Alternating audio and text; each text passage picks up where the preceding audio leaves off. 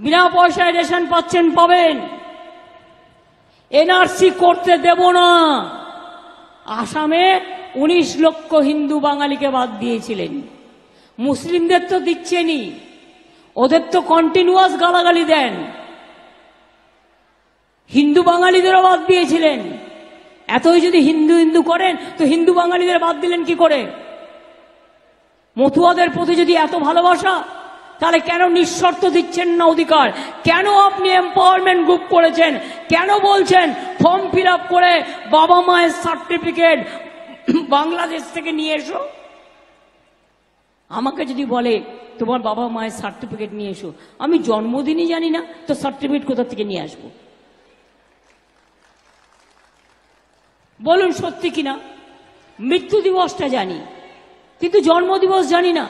আজকে যদি আপনাকে বলে 50 বছর আগেকার সার্টিফিকেট নিয়ে আসুন, পারবেন নিয়ে আসতে? আপনাদের একটা কাজ করুন, আপনাদের যিনি বিজেপির প্রার্থী হয়েছে তাকে বলুন তুমি প্রথম অ্যাপ্লাই করো। তুমি কেন অ্যাপ্লাই করছো না?